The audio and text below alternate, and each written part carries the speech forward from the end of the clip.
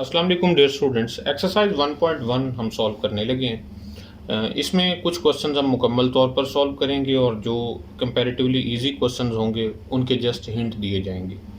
Question number 1 देखिए, जिसमें हमें ये कहा गया कि verify that minus iota is also a root of equation number 6। अब ये इक्वेशन नंबर 6 देखने के लिए आपको पीछे थ्योरी में देखना होगा। तो ये equation X square plus 1 is equal to 0। अब माइनस आयोटा इस इक्वेशन का रूट उसी सूरत में हो सकता है जब x की जगह हम माइनस आयोटा पुट करें और ये इक्वेशन सेटिस्फाई हो जाए। तो ऐसा करते हैं कि x को माइनस आयोटा से रिप्लेस करते हैं, तो ये बन जाएगा माइनस आयोटा स्क्वायर प्लस 1। ये इक्वल होगा माइनस का स्क्वायर पॉजिटिव में बन जाएगा, so iota square plus 1। Iota square negative 1 होता है, so negative plus 1 that is equal to 0। तो यहाँ से हमें ये प्रूफ हुआ कि minus iota is also a root of equation number 6 जो कि है X square plus 1 that is equal to 0।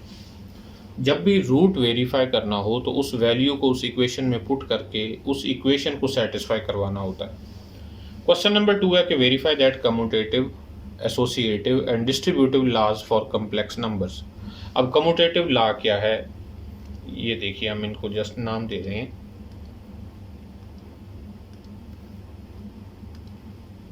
Commutative law है कि for any two complex numbers z1 and z2, z1 plus z2 that is equal to z2 plus z1। Okay, next है associative law. Associative law ये है कि for any three complex numbers z1, z2 and z3, z1 plus z2 plus z3 that is equal to z1 plus z2 and plus z3। इसके बाद एक और law की बात की गई है, वो है distributive law.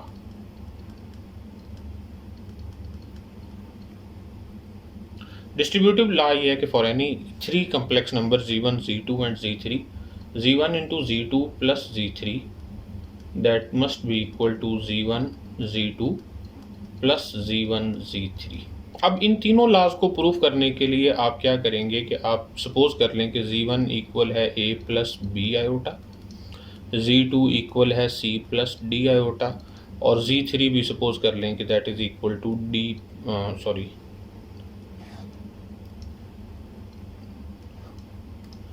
e plus F iota. अब ये जब आप सपोज करके चलेंगे तो इनकी मदद से आपने ये कम्यूटेटिव, एसोसिएटिव और डिस्ट्रीब्यूटिव लॉज को वेरीफाई करवा लेना है। दोनों साइडों के आंसर सेम आते चले जाएंगे तो ये लॉज वेरीफाई हो जाएंगे। नेक्स्ट हम बात करते हैं क्वेश्चन नंबर 3 की। क्वेश्चन नंबर 3 यह है कि notice that 0 and 1 retain their identity properties as complex numbers. 0 और 1 जो हैं ये रियल नंबर्स हैं, लेकिन ये कम्प्लेक्स नंबर्स के सेट में एज एन एडिटिव और मल्टीप्लिकेटिव आइडेंटिटी के तौर पर यूज़ होते हैं। एडिटिव आइडेंटिटी 0 है because 0 plus Z is equal to Z and 1 time Z is equal to Z where Z is a complex number. अच्छा, नंबर ए है हमारे पास जिसमें हमें ये वेरीफाई करना है कि complex subtraction is the inverse of complex addition. यानी ये हमें वेरीफाई करना है कि for any three complex number z1, z2 and z3 is equal to z2 minus z1 if and only if z3 plus z1 is equal to z2। देखिए, इसको हम यहाँ प्रूफ करते हैं। क्वेश्चन नंबर 3 पार्ट ए है। हमें ये proof करना है कि z3 is equal to z2 minus z1 if and only if z3 plus z1 is equal to z2। पहले हम इसको टैली कर लेते हैं जी, यही हमें प्रूफ करना है। यानी ये जो सब्ट्रैक्शन है और ये जो एडिशन है ये दोनों एक दूसरे के रिवर्स प्रोसेसेस हैं। ओके, तो देखिए, हम यहाँ z1, z2, z3 यही सपोज कर लेते हैं कि z1 equal a plus B iota, z2 equal है c प्लस डी आयोटा और z3 इक्वल है e plus F iota. So z3 is equal to z2 minus z1। This is possible if and only if z3 की value put करते हैं जो कि है e plus F iota that is equal to z2 जो कि है c plus D iota and minus z1 जो कि है a प्लस बी आयोटा। हमने जस्ट वैल्यूज पुट की and this is possible if and only if e plus F iota that is equal to, अब subtraction कैसे करते हैं कि real part minus real part, and plus imaginary part minus imaginary part, so D minus B time iota. अब ये दोनों साइडों पर दो कम्प्लेक्स नंबर्स हैं, और अगर दो कम्प्लेक्स नंबर इक्वल हों तो इसका मतलब ये होता है कि उनके रियल पार्ट भी इक्वल हैं और इमेजिनरी पार्ट भी इक्वल है। So this is possible if and only if E is equal to C minus A and F is equal to D minus B. अब ये दो रियल नंबर्स हैं हमारे पास, तो रियल नंबर्स में हम इन्हें लिख सकते हैं e plus A that is equal to C and f plus B that is equal to D. Okay, तो अगर c इक्वल है e प्लस ए और d इक्वल है f प्लस बी, तो हम यहाँ से इसे यूँ भी लिख सकते हैं कि c plus D iota that is equal to e plus A plus F plus B iota. Okay, तो यहाँ से हमें क्या मिला ज़रा ये देखिएगा। This is possible if and only if C plus D iota that is equal to E plus A and plus F plus B iota. इसको हम लिख सकते हैं E plus F iota and plus A plus B iota. तो यहाँ से हम ये कह सकते हैं this is possible if and only C plus D iota हम लेकर चलें कि ये Z2 के इक्वल है। So Z2 that is equal to E plus F iota जो कि Z3 के इक्वल है और ए प्लस बी आयोटा जो कि Z1 के इक्वल है। तो हमने यहाँ से स्टार्ट लिया था कि Z3 is equal to Z2 minus Z1 और ये प्रूफ कर दिया कि Z2 इक्वल है Z3 प्लस Z1। आमतौर पर होता यही है कि ये जो Z1 इस साइड पर नेगेटिव हो रहा है इसे दूसरी साइड पर जाकर पॉजिटिव कर दिया जाता है, लेकिन ये प्रॉपर्टी हम रियल नंबर्स में पढ़ते आए हैं। अब हमने इस पार्ट में ये सीखा कि ये सेम प्रॉपर्टी अगर एक कम्प्लेक्स नंबर एक साइड पर सब्ट्रैक्ट हो रहा है तो दूसरी साइड पर जाकर ऐड हो सकता है। ये हमने यहाँ पर प्रूफ किया है। ओके, पार्ट बी है कि verify that complex division as given in the text में हमने ये पीछे डिफाइन कर रखा है कि डिवाइड कैसे करते हैं दो कम्प्लेक्स नंबर्स को। Is the inverse of complex multiplication, यानी हमें ये प्रूफ करना है कि if Z2 is not equal to 0 then Z3 equal Z1 over Z2 if and only if Z3 Z2 is equal to Z1। तो same जैसे हमने पार्ट ए किया है वैसे ही ये भी प्रूफ करने वाले हैं हम।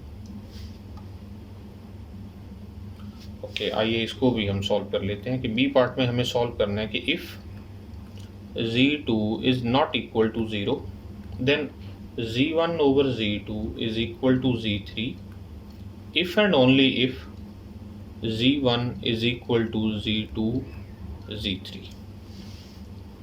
ओके, तो ये भी इफ एंड ओनली इफ के साथ हमने सॉल्व करना है। तो ऐसा करते हैं कि हम Z2 Z3 is equal to Z1 से स्टार्ट करते हैं, यानी इस साइड से इधर इफ एंड ओनली इफ के साथ ही चलेंगे। This is possible if and only if Z2 की वैल्यू पुट करते हैं जो कि हम पहले ले चुके हैं C प्लस डी आयोटा और Z3 हम लेकर चले हैं E plus F iota that is equal to Z1 जो कि है A plus B iota. Okay, तो इसको हम लिख सकते हैं कि CE माइनस DF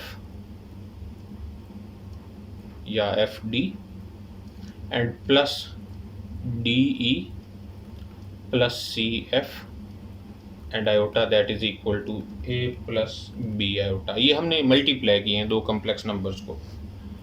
ओके, तो अब लेफ्ट साइड पर भी एक कम्प्लेक्स नंबर है और राइट साइड पर भी एक कम्प्लेक्स नंबर है, तो इससे हमें ये पता चलता है कि CE माइनस DF इक्वल है A and DE plus CF equal है B।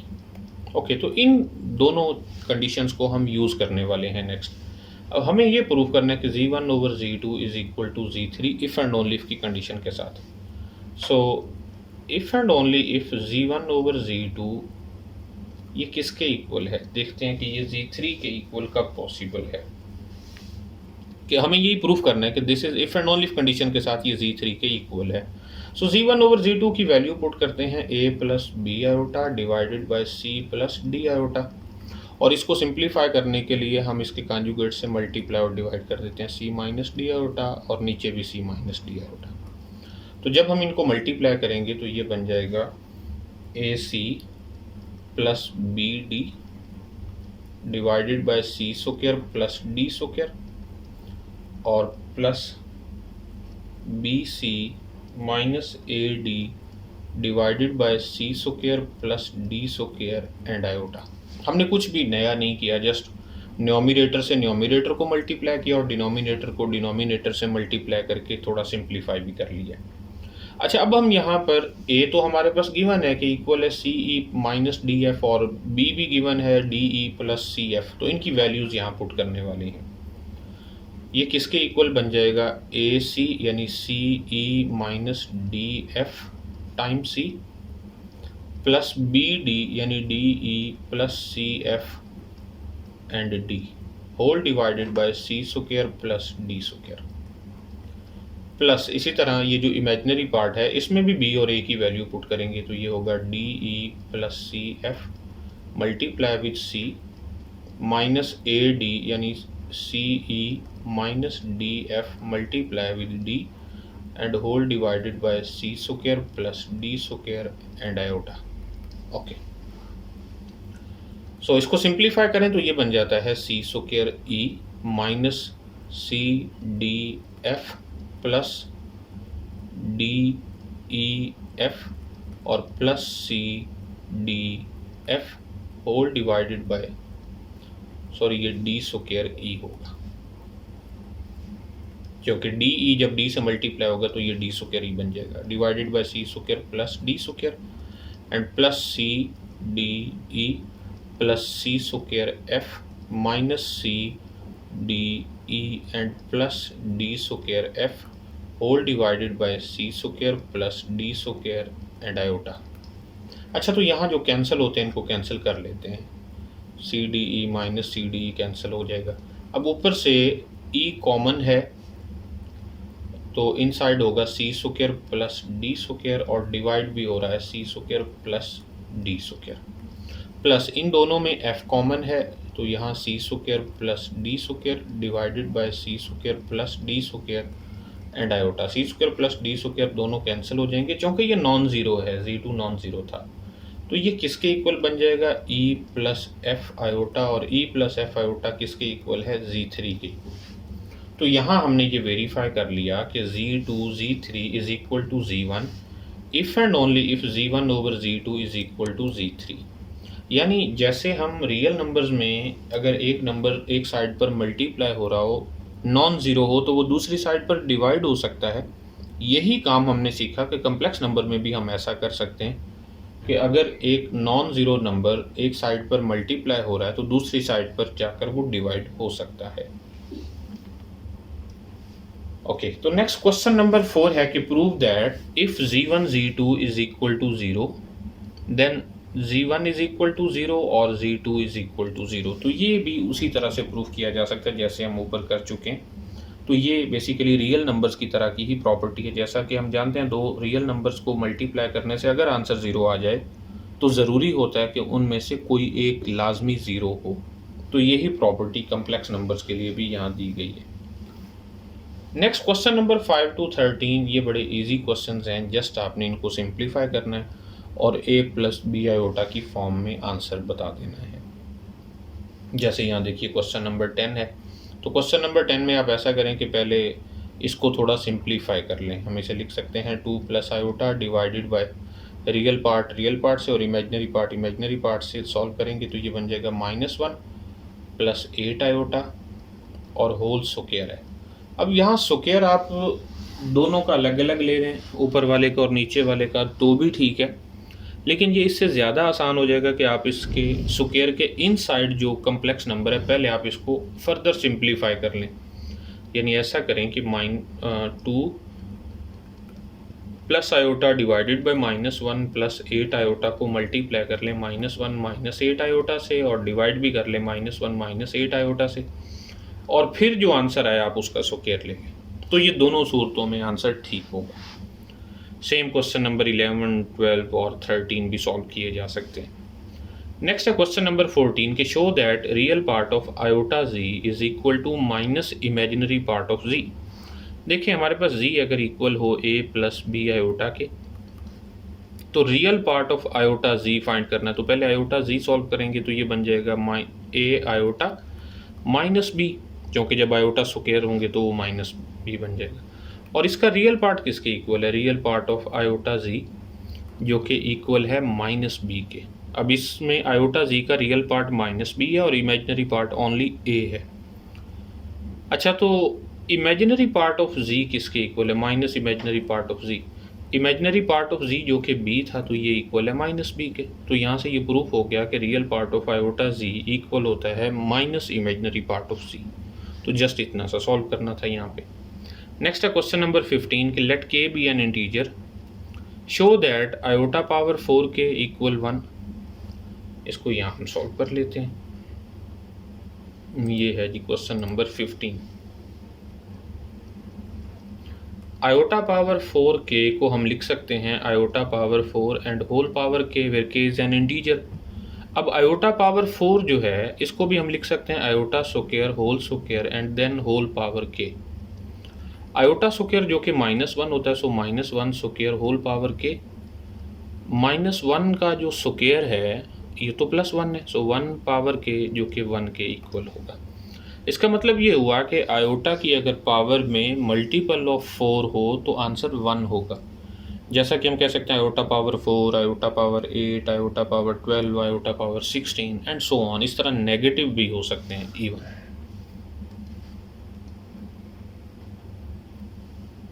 नेक्स्ट हम बात करते हैं आयोटा पावर 4 के +1 आयोटा की इक्वल कैसे है।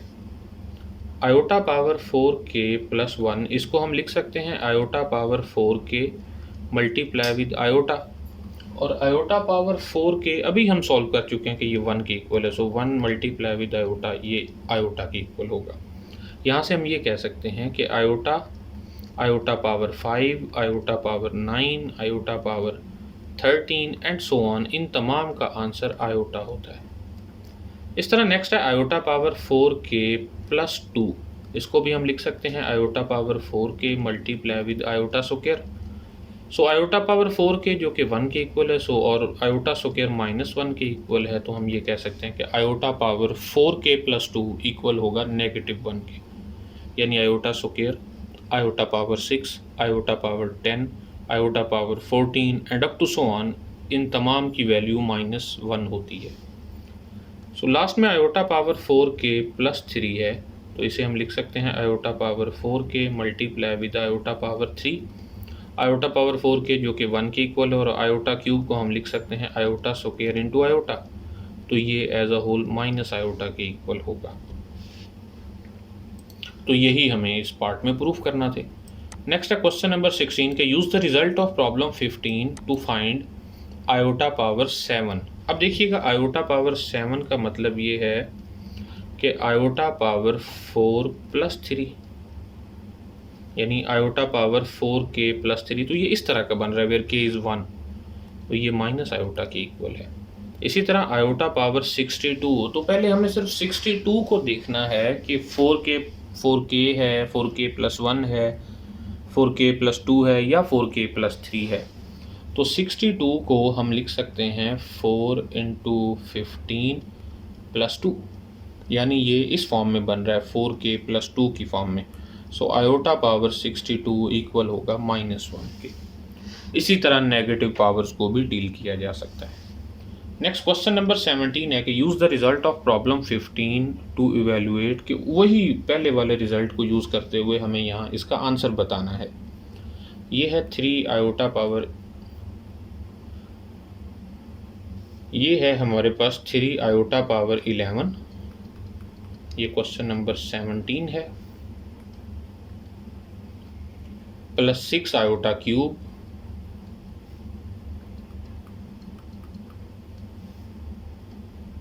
+8 over iota 20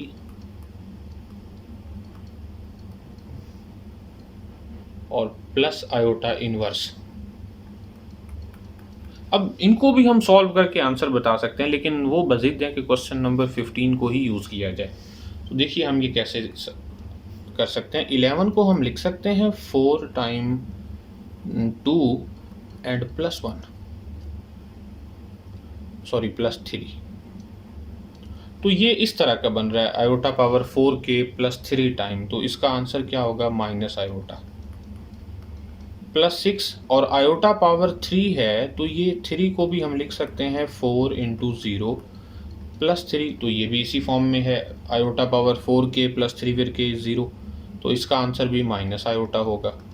plus 8 divided by iota power 20 को हम लिख सकते हैं 4 इंटू 5, तो ये इस फॉर्म में है आयोटा पावर 4k की फॉर्म में, सो दैट इज़ 1। और प्लस आयोटा पावर -1 को हम देखें कैसे लिख सकते हैं कि -1 को हम लिख सकते हैं 4 इंटू -1 एंड प्लस 3, साथ में एक इंटीजर होना चाहिए कि एक इंटीजर है, सो कि यहाँ पर -1 है, सो -4 प्लस 3 जो कि -1 होता है, तो ये हमारे पास इसी फॉर्म में है आयोटा पावर 4k प्लस 3 की फॉर्म में, तो इसका आंसर होगा माइनस आयोटा। इसको सिंप्लीफाई कर लेते हैं, ये बन जाएगा -3 iota -6 iota plus 8 and minus iota. So इसको सिंप्लीफाई करेंगे तो ये बन जाएगा 8 -9 और -10 आयोटा।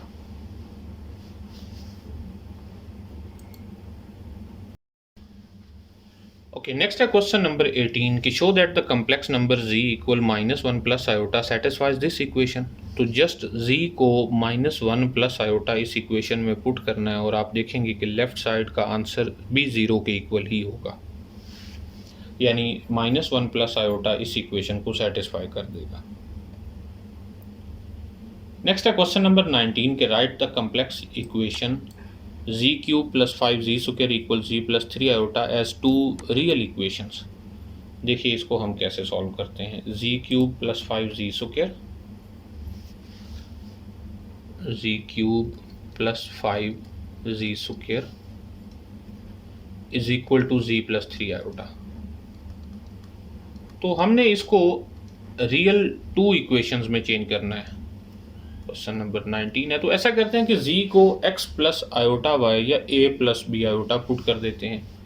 तो यहाँ a प्लस बी आयोटा जब हम पुट करेंगे तो ये बन जाएगा a plus B iota whole cube plus 5a plus B iota whole square that is equal to a plus B iota and plus 3 iota. तो जस्ट इसको सिंप्लीफाई करेंगे तो यहाँ से 2 इक्वेशंस बनेंगी, एक रियल पार्ट्स को कंपेयर करने से और एक इमेजिनरी पार्ट्स को कंपेयर करने से।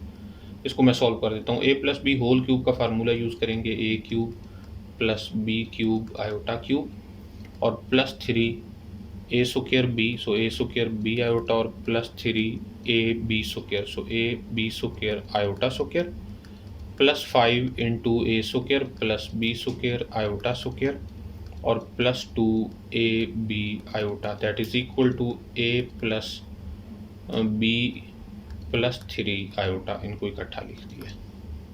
सो ये बन गया a cube minus b cube iota plus 3 a square b iota minus 3 a b square और plus 5 a square minus 5 b square और plus 10 a b iota that is a plus b plus 3 iota. मैंने इस part में just iota square की values put की हैं। तो यहाँ से हम रियल पार्ट्स को अगर कंपेयर करें तो एक इक्वेशन बनेगी a क्यूब और दूसरा है -3ab स्क्वायर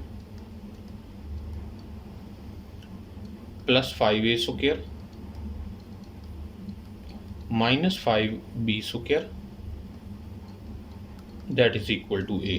और दूसरी इक्वेशन इमेजिनरी पार्ट्स को कंपेयर करने से बनेगी -b cube plus 3a square b और plus 10ab that is equal to b plus 3। तो ये हमारे पास 2 इक्वेशन बन गई जो कि रियल नंबर्स में है।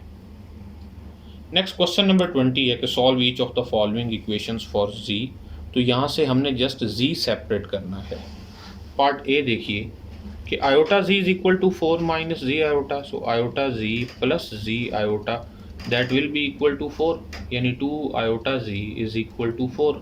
हमें तो z चाहिए, so z is equal to 4 divided by 2 iota, so 2 2s are 4 और z इक्वल बन जाएगा 2 ओवर आयोटा। इसको आयोटा से मल्टीप्लाई और डिवाइड करेंगे तो ये -2 आयोटा बन जाएगा। तो इस तरह से इसके बाकी तीनों पार्ट्स में भी z की वैल्यू फाइंड की जा सकती है। नेक्स्ट है question number 21 the complex number z1 z2 satisfy the system of equations. तो ये सिस्टम ऑफ इक्वेशंस दिया गया जिसमें अननोन है z1 और z2। यहाँ से हमने z1 और z2 फाइंड करना है। तो ऐसा करते हैं कि आइए इसको एक बार अलग से लिख ली। क्वेश्चन नंबर 21 है और स्टेटमेंट है 1 minus iota into z1 plus 3z2 that is equal to 2 minus 3 iota. और दूसरी इक्वेशन है iota z1 plus 1 plus 2 iota z2 that is equal to 1। अच्छा, तो यहाँ से z1 और z2 फाइंड करना है। सिस्टम ऑफ लीनियर इक्वेशंस को सॉल्व करना हम जानते हैं और ये बिल्कुल वैसे ही सॉल्व किए जाएंगे। यहाँ पर हम क्रैमर रूल भी लगा सकते हैं, डिटर्मिनेंट मेथड भी लगा सकते हैं, एलिमिनेशन भी कर सकते हैं। तो जैसे भी इजी लगे वैसे हम इसे सॉल्व कर सकते हैं। तो देखिए हम इसे क्रैमर रूल से सॉल्व करने वाले हैं। मैट्रिक्स फॉर्म में बनाएंगे। ये है 1 माइनस आयोटा, यहाँ पर होगा 3, बल्कि जस्ट मैट्रिक्स इन्वेरिएंट से सॉल्व करने वाले हैं। आयोटा 1 प्लस 2 आयोटा, यहाँ पर मैट्रिक्स में बनेगा z1 z2 that is equal to, एक कॉलम मैट्रिक्स बनाएंगे 2 माइनस 3 आयोटा और यहाँ पर 1 होगा। सो हमें तो z1 z2 चाहिए। So z1 z2 that is equal to inverse of this matrix 1 minus iota 3 iota 1 plus 2 iota, इसका इन्वर्स बन जाएगा और ये मल्टीप्लाई हो जाएगा 2 माइनस 3 आयोटा और 1 से। अच्छा, 2/2 का जो मैट्रिक्स है उसका इन्वर्स फाइंड करने के लिए उसके एडजॉइंट को उसके डिटर्मिनेंट पर डिवाइड किया जाता है। तो ये बन जाएगा z1 z2 that is equal to, adjoint कैसे फाइंड करते हैं कि डायगोनल के एलिमेंट्स की जगह बदल देते हैं। तो यहाँ बन जाएगा 1 प्लस 2 आयोटा और यहाँ होगा 1 माइनस आयोटा और इनके सिंबल चेंज कर देंगे -3 minus iota divided by matrix का डिटर्मिनेंट है यानी 1 minus iota iota 3 1 plus 2 iota और ऊपर मल्टीप्लिकेशन होगी 2 माइनस 3 आयोटा और 1 के साथ। तो इसको हम सिंप्लीफाई कर लेते हैं। ये बन जाएगा, ऊपर मैट्रिक्स मल्टीप्लाई होंगे, first row first column multiply होगा तो 1 plus 2 iota multiply with 2 minus 3 iota and -3। इसी तरह सेकंड रो और फर्स्ट कॉलम मल्टीप्लाई होंगे तो minus iota into 2 minus 3 iota और प्लस 1 माइनस आयोटा मल्टीप्लाई होगा 1 से डिवाइडेड बाय, इनके डिटर्मिनेंट में डायगोनल एलिमेंट्स को पहले मल्टीप्लाई करते हैं। 1 minus iota multiply with 1 plus 2 iota और -3 आयोटा बन जाएगा। सो फर्दर सिंप्लीफाई करें तो ये बनेगा 1 प्लस 2 आयोटा को जब 2 माइनस 3 आयोटा से मल्टीप्लाई करेंगे तो 2 minus 3 iota plus 4 iota -6 iota square, तो ये बन जाएगा +6 और -3 ये बन जाएगा -2 आयोटा प्लस 3 आयोटा स्क्वायर यानी -3 plus 1 minus iota whole divided by 1 minus iota 1 plus 2 iota से मल्टीप्लाई होगा तो 1 प्लस 2 आयोटा माइनस आयोटा और -2 आयोटा स्क्वायर यानी +2 और ये -3 आयोटा। ओके, तो फर्दर इसको सिंप्लीफाई करें तो ये बन जाता है 2 6 और -3, ये रियल पार्ट्स हैं 6 -3 3 + 2 5 प्लस आयोटा और यहाँ पर रियल पार्ट्स हैं 1 और -3, तो ये बन जाएगा -2 और -3 आयोटा होल डिवाइडेड बाय है 1 + 2 3 और +2 iota minus iota so iota और -3 आयोटा सो -2 आयोटा। अच्छा, ये यहाँ तक भी आंसर ठीक है, लेकिन हमें तो चाहिए आंसर उस फॉर्म में कि ये सिंप्लीफाइड फॉर्म में हो। यहाँ से हम लिख सकते हैं कि z1 इक्वल है 5 plus iota divided by 3 -2 iota और z2 इक्वल है -2 -3 आयोटा डिवाइडेड बाय 3 -2 आयोटा। अब फर्दर अगर सिंप्लीफाई करना चाहें तो 3 -2 आयोटा के कॉन्जुगेट से मल्टीप्लाई और डिवाइड करते हुए सॉल्व कर सकते हैं। नेक्स्ट क्वेश्चन नंबर 22 है कि find all solutions to the equation z power 4 minus 16 equal 0। तो इसे तो यहीं पर हम बड़ी साथ आसानी से सॉल्व कर सकते हैं। z power 4 is equal to 16, so z square is equal to plus minus 4, so z square is equal to 4 and z square is equal to minus 4। तो यहाँ से z के दो आंसर होंगे प्लस माइनस 2 और यहाँ से z के दो आंसर होंगे प्लस माइनस 2 आयोटा। तो ये चार इसके आंसर्स होंगे सॉल्यूशंस, प्लस माइनस 2 और plus minus 2 iota. Next question number 23 और 24 एक जैसे हैं कि let z be a complex number such that real part of z is greater than 0। 23 हमें पता है कि रियल पार्ट ऑफ z जो है वो ग्रेटर देन 0 है, और हमें प्रूफ करना है कि real part of 1 over z भी ग्रेटर देन 0 है। तो real part of 1 over z के बारे में बात करनी है। अच्छा, अगर real part of z greater than 0 तो हम मान लेते हैं z इक्वल है a प्लस बी आयोटा। तो यहाँ पर ये गिवन है कि जो a है ना वो 0 से बड़ा नंबर है, क्योंकि रियल पार्ट की बात की गई है। So real part of 1 over z क्या होगा, that is real part of 1 over a plus B iota. इसको सिंप्लीफाई करते हैं, that is real part of 1 over a plus b iota multiply with a minus b iota and divided by a minus b iota. So that will be real part of a minus b iota divided by a square plus b square. तो ये बन जाएगा, इसका real part हमें चाहिए। सो ये equal है a divided by A square plus B square. अब देखें, हमें पता है कि जो a है ये पहले 0 से बड़ा नंबर है, और ए स्क्वायर भी 0 से बड़ा होता है, बी स्क्वायर भी 0 से बड़ा होता है। चाहे ए और बी नेगेटिव भी हों लेकिन फिर भी उनके स्क्वायर जो हैं वो पॉजिटिव होते हैं। तो इस तरह से हम ये कह सकते हैं कि दैट इज़ ग्रेटर देन 0। तो ये प्रूफ हो गया कि रियल पार्ट ऑफ 1 ओवर जी भी 0 से बड़ा होगा। क्वेश्चन नंबर 24 भी ऐसे ही करना है। इसमें हमें ये गिवन है कि imaginary part of z greater than 0 है, और प्रूफ ये करना है कि imaginary part of 1 over z is less than 0। तो ये बड़ी आसानी से प्रूव किया जा सकता है। इसको सॉल्व कर लेंगे, सिंप्लीफाई करने के बाद हमें आंसर मिलेगा, बल्कि ये जो पहले हमने सॉल्व किया वहीं से भी हिंट मिल सकता है। नेक्स्ट क्वेश्चन नंबर 25 है, let z1 z2 be two complex numbers such that z1 plus z2 and z1 z2 are each negative real numbers. इसको हम सॉल्व कर लेते हैं। नंबर 25 जिसमें हमें ये गिवन है कि z1 plus z2 and z1 z2 these are negative, z1 plus z2 is negative and z1 z2 is also negative, और हमें ये प्रूफ करना है कि z1 and z2 must be real numbers, कि ये इनमें इमेजिनरी नंबर है ही नहीं, या यूँ कहें कि z1 और z2 के जो इमेजिनरी पार्ट हैं वो 0 होने चाहिए। तो देखते हैं कि ऐसा कैसे पॉसिबल है। हम मान लेते हैं कि z1 जो है वो इक्वल है a प्लस बी आयोटा और z2 इक्वल है c प्लस डी आयोटा। अच्छा, अगर ऐसा हो तो हमें तो ये बताया गया कि z1 plus z2 less than 0 है, z1 plus z2 is less than 0। इसका मतलब ये हुआ कि z1 प्लस z2 जो कि है a प्लस बी आयोटा और plus c plus D iota that is less than 0।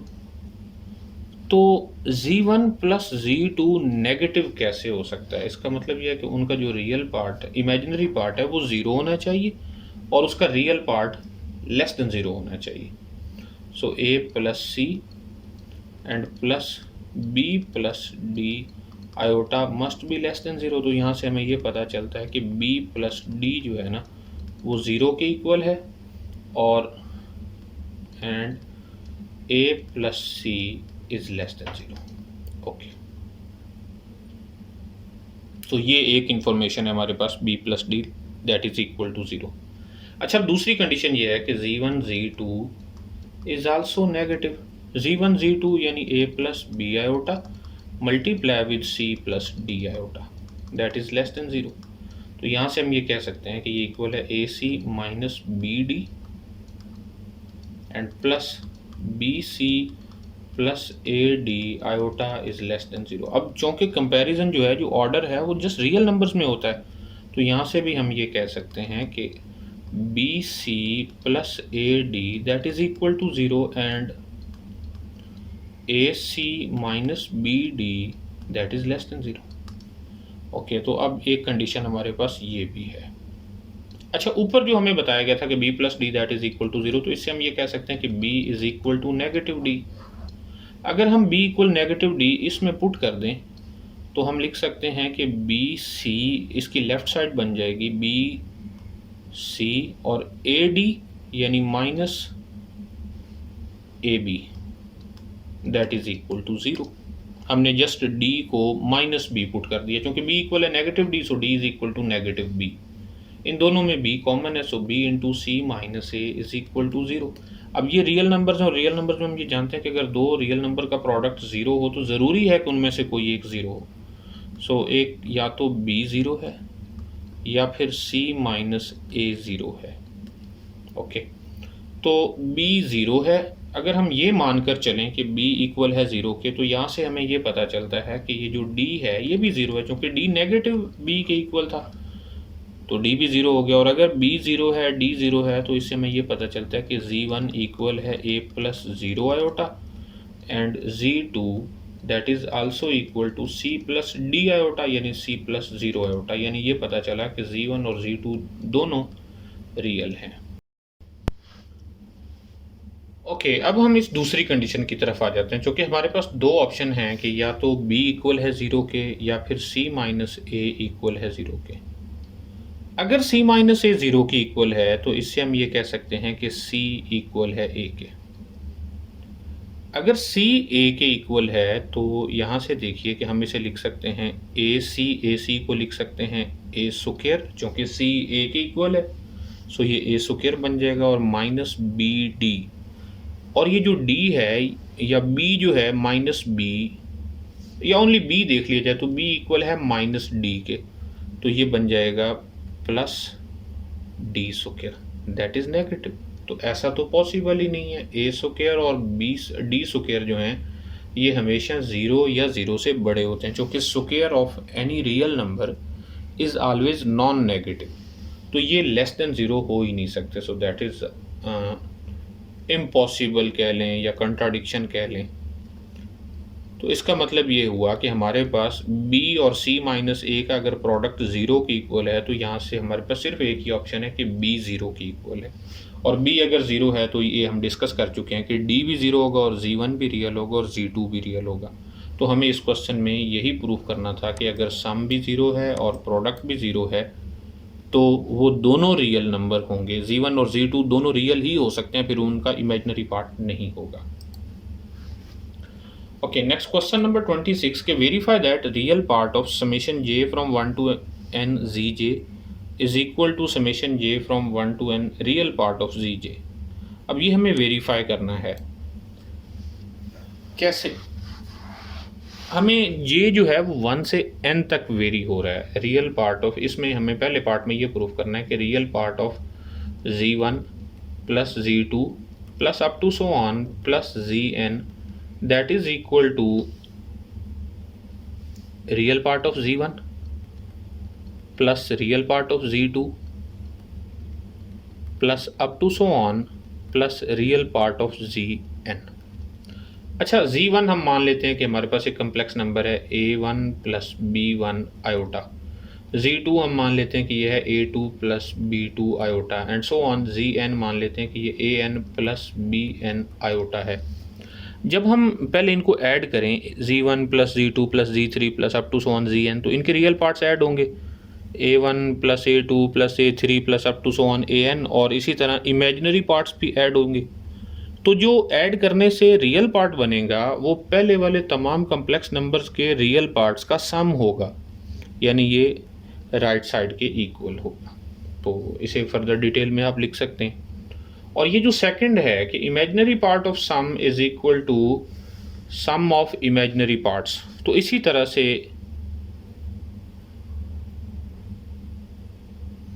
तरह से हम ये जो इमेजिनरी पार्ट्स की बात की गई है कि b1 b2 up to so on bn imaginary part के लिए इनका सम यानी imaginary part of sum is sum of imaginary parts.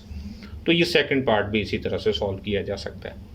अच्छा, नीचे एक बात और भी की गई है कि formulate and then disprove the corresponding conjectures for multiplication. के मल्टीप्लिकेशन के लिए ऐसा ज़रूरी नहीं है, यानी ये ज़रूरी नहीं है कि real part of z1 z2 up to so on zn या सिर्फ इन दो के लिए ही बात कर ली जाए, तो real part of z1 z2 is not equal to real part of z1 and real part of z2। ये आप z1 a plus B outta और z2 c plus D outta लेकर चेक कर सकते हैं कि z1 z2 का जो रियल पार्ट होगा और z1 के रियल पार्ट को z2 के रियल पार्ट से मल्टीप्लाई करने से जो आंसर आएगा वो दोनों डिफरेंट होंगे, और सेम इमेजिनरी पार्ट्स के लिए भी ऐसा ही होगा। Question number 27, prove the binomial formula for complex numbers. ये हम रियल नंबर्स में पढ़ चुके हैं, आपने इसका प्रूफ भी देखा होगा, नंबर थ्योरी के कोर्स में भी देख चुके हैं, और वैसे भी फर्स्ट ईयर की बुक में भी ये मौजूद है चैप्टर नंबर 8 में, कि z1 plus z2 whole power n equal z1 power n plus nc1 z1 power n minus 2 z2 plus up to so on plus nc के z1 पावर n माइनस के z2 power के plus up to so on z2 whole power n। क्या है इसमें कि z1 की power बतदरीज कम होगी, पहले देखें यहाँ 1 है, n है, फिर n माइनस 1 होगी, फिर n minus 2 and up to so on, आखिरी में z1 की पावर 0 है, और z2 की पावर पहले स्टेप में पहली टर्म में 0 है, फिर z1 पावर 1 है, फिर z2 power 2 and so on, इस तरह बढ़ती बढ़ती z2 की पावर n तक चली गई। यहाँ जो पहला कोफिशिएंट था z1 पावर n का वो था nc0, फिर नेक्स्ट है nc1 nc2 nc3 up to so on, आखिर में भी ncn। ncn भी 1 होता है, nc0 भी 1 होता है, इसलिए उनको नहीं लिखा गया। तो ये यहाँ पर सिर्फ ये बताने की कोशिश की गई है कि बाइनोमियल फार्मूला जो रियल नंबर्स के लिए वैलिड है वैसे ही कम्प्लेक्स नंबर्स के लिए भी ये ट्रू है। सेम फार्मूला को यूज़ करते हुए क्वेश्चन नंबर 28 सॉल्व करना है कि 2 माइनस आयोटा होल पावर 5। इस तरह के क्वेश्चंस को सिंप्लीफाई करने का एक तरीका हम अगले कुछ सेक्शंस में पढ़ेंगे, लेकिन अभी ये कहा गया कि बाइनोमियल फार्मूला यूज़ करते हुए इसको सॉल्व करें। तो यहाँ पर आप ऐसा करें कि z1 को 2 ले लें और z2 आप ले लें माइनस आयोटा, और ऊपर वाला फार्मूला अप्लाई कर दें और सिंप्लीफाई करने से आंसर मिल जाएगा। क्वेश्चन नंबर 29 में कहा गया कि prove that there is no rational number x such that x square equal to. तो बेसिकली इसमें यह कहा गया है कि जो स्क्वायर रूट ऑफ 2 है x स्क्वायर इक्वल टू, हमें प्रूफ करना है कि कोई ऐसा रैशनल नंबर नहीं है कि जिसका स्क्वायर 2 के इक्वल हो। यानी यहाँ ये प्रूफ करने को कहा गया है कि square root of 2 is irrational. तो ये प्रूफ कर दें तो ये ऊपर वाला प्रूफ हो जाएगा, और ये रियल एनालिसिस के कोर्स में आप देख चुके हैं, या फर्स्ट ईयर की जो बुक है उसमें फर्स्ट एग्जांपल ही यही है कि square root of 2 is irrational number. Okay, तो उम्मीद है कि अब आप इसके तमाम क्वेश्चंस खुद से सॉल्व कर लेंगे। Thank you.